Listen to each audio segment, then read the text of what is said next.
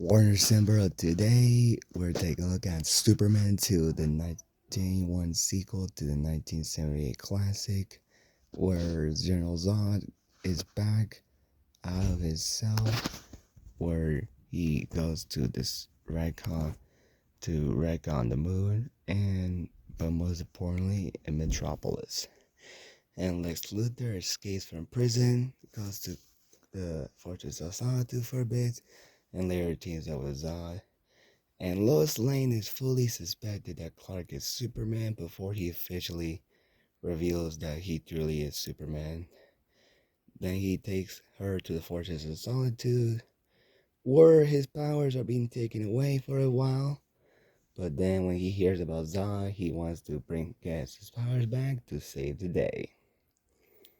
And I thought this film is very, very fun. It still captures the fun and the greatness of that first movie. I really thought Christopher Reeve still is the perfect Superman, as well as Clark Kent, especially when he has better chemistry with Lois Lane, who was played by Margot Kidder, I think did a good job and was in a bigger role in this movie. And she made for a fun, great side character.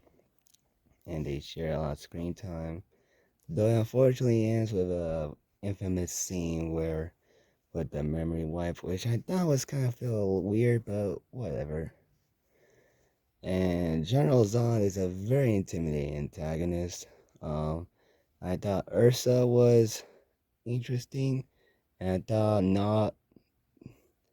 Non was kind of funny for a bit, especially with the light bulb for the police.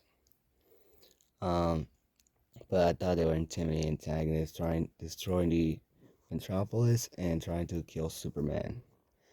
And I thought the two fight scenes between Superman and Zod and his henchmen were fun, both at the Metropolis and the Fortress of Zod too. Those are fantastic action scenes. And they add some great music to it, like with John Williams. And the film overall is a lot of fun. I really thought how Clark Kent gets his payback at the bar at the end, where he uh uh fights the man who was kind of being a jerk to Clark when he didn't have his powers at the bar. That was a very great scene and awesome payback. Um, and I thought Superman not having his powers was an interesting concept. That was for a bit. Of see how life is without his powers, and but of course him being Superman is much more fun to see and what you want to see the most, of course. And overall, it's interesting because there's a director's cut of it by Richard Donner, since this movie is not really version of the movie is not directed by Richard Donner, but instead Richard Lester. So it's interesting that there are two versions of Superman directed by two different directors, kind of like Justice League situation, but a little bit better. So this movie's still really good.